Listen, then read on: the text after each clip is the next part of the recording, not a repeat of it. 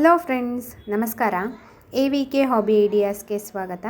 ನೋಡಿ, ಇವತ್ತಿನ ವಿಡಿಯೋದಲ್ಲಿ ನಾನು ಮಾವಿನಕಾಯಿಯಿಂದ ಒಂದು ರುಚಿಕರ ರೆಸಿಪಿನ ತೋರಿಸ್ತಾ ಇದ್ದೀನಿ. ಈ ರೆಸಿಪಿ ಆಲ್ಮೋಸ್ಟ್ 15 ದಿವಸ ಹಾಗೆ ಇಟ್ಟರೂ ಏನೂ ಆಗಲ್ಲ, ಹಾಗೇ ಇರುತ್ತೆ. ಮತ್ತು ಡೈಲಿ ದೋಸೆ ಚಪಾತಿ ಜೊತೆ ಅನ್ನದ ಜೊತೆ ಒಳ್ಳೆ ಕಾಂಬಿನೇಷನ್ ಇರುತ್ತೆ. ಇದು ನೀವು ಒಮ್ಮೆ ಇದನ್ನ ಟ್ರೈ ಮಾಡ್ತೀರಾ ಅಲ್ವಾ? ಇವತ್ತು ನಾನು ಈ ರೆಸಿಪಿನ ನಿಮಗೆ ಹೇಳ್ಕೊಡ್ತಾ ಇದ್ದೀನಿ. ಅದಕ್ಕೂ ಮುಂಚೆ ಇದೇ ಫಸ್ಟ್ ಟೈಮ್ ನೀವು ನನ್ನ ಚಾನಲ್ನ ವಿಡಿಯೋನ ನೋಡ್ತಿರೋದು ಅಂತ ಆದರೆ ನನ್ನ ಚಾನಲ್ AVK ಹಾಬಿ ಐಡಿಯಾಸ್ಗೆ ಸಬ್ಸ್ಕ್ರೈಬ್ ಆಗೋದಕ್ಕೆ ಮರಿಬೇಡಿ. ಹಾಗೂ ಪಕ್ಕದಲ್ಲೇ ಇರೋ ಬೆಲ್ ಬಟನ್ನ ಕ್ಲಿಕ್ ಮಾಡಿ ಆಲ್ ಅಂತ ಆಪ್ಷನ್ ಚೂಸ್ ಮಾಡಿದರೆ ನಾನು ಹಾಕೋ ಪ್ರತಿ ವಿಡಿಯೋದ ನೋಟಿಫಿಕೇಷನ್ ನಿಮಗೆ ಬರುತ್ತೆ. ಮತ್ತು ಎಲ್ಲರಿಗಿಂತ ಮುಂಚಿತವಾಗಿ ನಿಮಗೆ ವಿಡಿಯೋ ನೋಡೋದಕ್ಕೆ ಸಹಾಯ ಆಗುತ್ತೆ. ಬನ್ನಿ ಫ್ರೆಂಡ್ಸ್, ಈ ರೆಸಿಪಿ ಯಾವುದು, ಹೇಗೆ ಮಾಡೋದು ಅಂತ ನೋಡಿಬಿಡೋಣ. ನೋಡಿ, ನಾನಿಲ್ಲಿ 2 ಮೀಡಿಯಮ್ ಸೈಜ್ನ ಮಾವಿನಕಾಯಿನ ತೊಗೊಂಡಿದ್ದೀನಿ ಫ್ರೆಂಡ್ಸ್. ಈ ಮಾವಿನಕಾಯಿನ ನೀರಿನಲ್ಲಿ ಹಾಕಿಬಿಟ್ಟು ಹೀಗೆ ಚೆನ್ನಾಗಿ ಬೇಯಿಸ್ಕೊತಾ ಇದ್ದೀನಿ. ನೋಡಿ, ಚೆನ್ನಾಗಿ ಕುದಿ ಬರ್ತಾ ಇದೆ ನೀರು. ನೋಡಿ, ಇವಾಗ ಆಲ್ಮೋಸ್ಟ್ ಬೆಂದಿದೆ. ಈ ಮಾವಿನಕಾಯಿ ತಣ್ಣಗಾಗೋದಕ್ಕೆ ಒಂದು 1/4 ಗಂಟೆ ಹಾಗೆ ಬಿಡ್ತಾ ಇದ್ದೀನಿ. ಅದಕ್ಕೂ ಮುಂಚೆ ಮಸಾಲಾನ ರೆಡಿ ಮಾಡ್ಕೊಳ್ಳೋಣ. ನೋಡಿ, ಒಂದು 1/4 ಚಮಚ ಎಣ್ಣೆ ಹಾಕ್ತಾಯಿದ್ದೀನಿ, 1 ಚಮಚ ಆಗೋಷ್ಟು ಕಡಲೆಬೇಳೆ ಮತ್ತು 1 ಚಮಚ ಉದ್ದಿನಬೇಳೆ ಹಾಕಿಬಿಟ್ಟು ಚೆನ್ನಾಗಿ ಹುರಿತಾ ಇದ್ದೀನಿ ಫ್ರೆಂಡ್ಸ್. ಅದು ಗೋಲ್ಡನ್ ಬ್ರೌನ್ ಕಲರ್ ಬರಬೇಕು, ಅಲ್ಲಿವರೆಗೆ ಚೆನ್ನಾಗಿ ಹುರ್ಕೋಬೇಕು. ನೆಕ್ಸ್ಟು ಚೂರು ಮೆಂತ್ಯ, ಅಂದರೆ ತುಂಬ ಹಾಕಿದರೆ ಕಹಿ ಆಗಿಬಿಡತ್ತಲ್ಲ, ಅದನ್ನು ಸಹ ಚೆನ್ನಾಗಿ ಹುರ್ಕೋಬೇಕು. ನೋಡಿ, ಆಲ್ಮೋಸ್ಟು ಕಲರ್ ಚೇಂಜ್ ಆಗ್ತಾ ಬಂದಿದೆ. ಒಂದು 2 ನಿಮಿಷ ಹೀಗೆ ಫ್ರೈ ಮಾಡಿದರೆ ಸಾಕು. ನೆಕ್ಸ್ಟು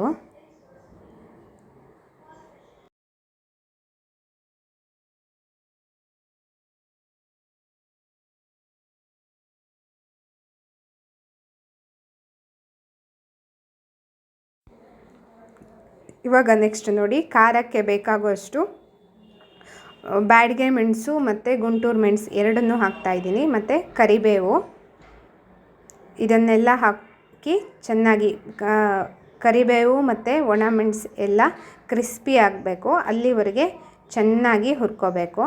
ಇವಾಗ ನೋಡಿ, ಮಸಾಲ ರೆಡಿಯಾಗಿದೆ.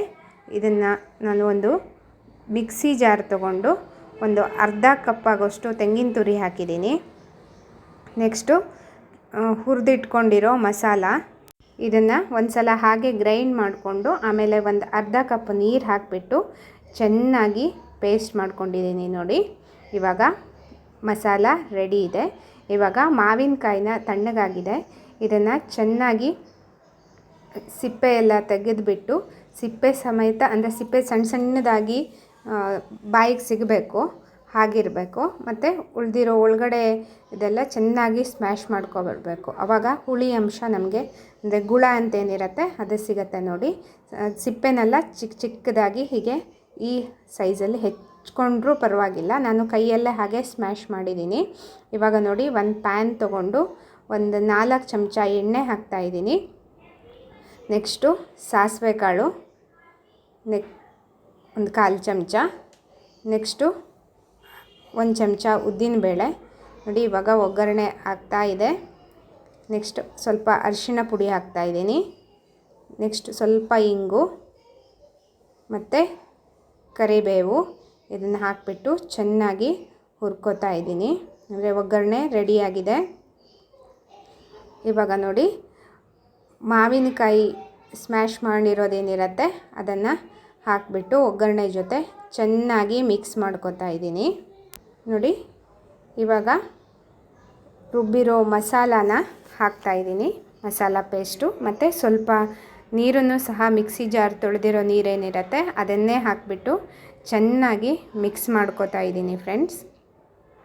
ಅಂದರೆ ಮಾವಿನಕಾಯಿ ಸ್ಮ್ಯಾಶ್ ಮಾಡಿರೋದು ಮತ್ತು ಮಸಾಲ ಎರಡೂ ಚೆನ್ನಾಗಿ ಮಿಕ್ಸ್ ಆಗಬೇಕು. ಇವಾಗ ರುಚಿಗೆ ತಕ್ಕಷ್ಟು ಉಪ್ಪು ಮತ್ತು ಒಂದು 4 ಚಮಚ ಆಗೋಷ್ಟು ಬೆಲ್ಲ ಹಾಕ್ತಾಯಿದ್ದೀನಿ. ಅಂದರೆ ಇದು ಖಾರದ ಜೊತೆ ಸ್ವಲ್ಪ ಸಿಹಿ ಸಿಹಿಯಾಗೂ ಇರಬೇಕು, ಆವಾಗ ತುಂಬ ಟೇಸ್ಟ್ ಇರುತ್ತೆ. ಇದನ್ನು ಇವಾಗ ಚೆನ್ನಾಗಿ ಮಿಕ್ಸ್ ಮಾಡ್ಕೊಳ್ಳೋಣ. ನೋಡಿ, ಇವಾಗ ಸ್ವಲ್ಪ ಗಟ್ಟಿ ಅಂತ ಅನಿಸಿದರೆ ಸ್ವಲ್ಪ ನೀರನ್ನು ಹಾಕ್ಕೋಬೋದು. ನೋಡಿ, ಇವಾಗ ಒಂದು ಸಲ ಚೆನ್ನಾಗಿ ನಾನು ಮಿಕ್ಸ್ ಮಾಡ್ತಾಯಿದ್ದೀನಿ ಫ್ರೆಂಡ್ಸ್. ಇವಾಗ ಒಂದು ಸರಿ ಚೆನ್ನಾಗಿ ಕುದಿಸ್ಕೊಳ್ಳೋಣ. ನೋಡಿ, ಇವಾಗ ಇದು ಚೆನ್ನಾಗಿ ಕುದಿ ಬರ್ತಾ ಇದೆ. ಬೆಲ್ಲ, ಉಪ್ಪು, ಮಸಾಲ ಸೇರಿಸ್ಬಿಟ್ಟಿರೋದು ಘಮ ಘಮ ಅಂತ ಪರಿಮಳ ಬರ್ತಾ ಇದೆ ಫ್ರೆಂಡ್ಸ್.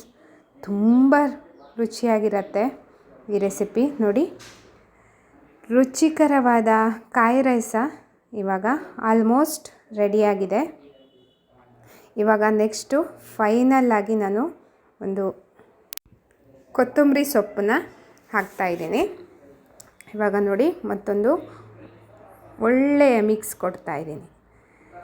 ಈ ರೆಸಿಪಿ ತುಂಬ ದಿನ ಅಂದರೆ ಆಲ್ಮೋಸ್ಟ್ ಒಂದು 15 ಡೇಸ್ವರೆಗೆ ಹಾಗೆ ಇಟ್ಟರೂ ಏನೂ ಆಗೋಲ್ಲ. ಮಧ್ಯೆ ಮಧ್ಯೆ ಒಂದು ಸಾರಿ ದಿವಸ ಅಥವಾ 2 ದಿವಸಕ್ಕೊಂದು ಸಾರಿ ಚೆನ್ನಾಗಿ ಕುದಿಸಿ ಇಟ್ಕೊಂಡ್ಬಿಟ್ರೆ ಆಯಿತು. ಅನ್ನ ದೋಸೆ ಜೊತೆ ಒಳ್ಳೆ ರುಚಿ ಕೊಡುತ್ತೆ. ಮತ್ತು ಉಪ್ಪು, ಹುಳಿ, ಖಾರ ಎಲ್ಲ ಸಮಾನವಾಗಿ ಒಳ್ಳೆ ಟೇಸ್ಟ್ ಇರುತ್ತೆ. ನೀವು ಒಮ್ಮೆ ಹೇಗಿದ್ದರೂ ಹಬ್ಬ ಅಲ್ವಾ, ಹಬ್ಬದ ದಿವಸ ಈ ರೆಸಿಪಿ ಒಮ್ಮೆ ಟ್ರೈ ಮಾಡಿ. ಮಾವಿನಕಾಯಿ ಅಂತೂ ಈಗ ಆಲ್ಮೋಸ್ಟ್ ಸೀಸನ್ ಅಲ್ವಾ, ನೀವು ಹೇಗಿದ್ದರೂ ಹಬ್ಬಕ್ಕೆ ತಂದಿರ್ತೀರ. ಆ ಮಾವಿನಕಾಯಿಂದ ಈ ರುಚಿಕರವಾದ ಕಾಯಿ ರೈಸನ ಒಮ್ಮೆ ಟ್ರೈ ಮಾಡಿ ನೋಡಿ. ಹೀಗೆ ಇನ್ನು ಮಾವಿನಕಾಯಿಂದ ಅನೇಕ ರೆಸಿಪಿಗಳು ಮಾಡೋದು ಬರುತ್ತೆ. ನನಗೆ ಗೊತ್ತಿರೋ ಎಲ್ಲ ರೆಸಿಪಿಗಳನ್ನು ನಾನು ನಿಮ್ಮೊಂದಿಗೆ ಶೇರ್ ಮಾಡ್ಕೋತೀನಿ ಫ್ರೆಂಡ್ಸ್. ಇವತ್ತಿನ ಈ ಕಾಯಿ ರೈಸದ ವಿಡಿಯೋ ನಿಮಗೆಲ್ಲ ಇಷ್ಟ ಆಯಿತು ಅಂತ ಅನ್ಕೋತಾ ಇದ್ದೀನಿ. ಈ ವಿಡಿಯೋನ ನೋಡಿಬಿಟ್ಟು ಲೈಕ್ ಮಾಡಿ ಮತ್ತು ನಿಮ್ಮ ಅನಿಸಿಕೆಗಳನ್ನು ಕಮೆಂಟ್ ಸೆಕ್ಷನ್ನಲ್ಲಿ ತಿಳಿಸಿ. ನಿಮ್ಮ ಫ್ಯಾಮಿಲಿ, ಫ್ರೆಂಡ್ಸ್ ಎಲ್ರಿಗೂ ಈ ವಿಡಿಯೋನ ಶೇರ್ ಮಾಡಿ. ಇದರಿಂದ ಅವರಿಗೂ ಸಹ ಈ ರುಚಿಕರವಾದ ಕಾಯಿ ರೈಸವನ್ನು ಹಬ್ಬದ ದಿವಸ ಮಾಡಿಕೊಂಡು ತಿಂದರೆ ಆಹಾ ಎಂಥ ರುಚಿ ಗೊತ್ತಾ. ಮತ್ತೆ ಒಂದು ಹೊಸ ವಿಡಿಯೋದೊಂದಿಗೆ ಭೇಟಿಯಾಗೋಣ friends. Until then take care, bye bye. Thank you for watching friends.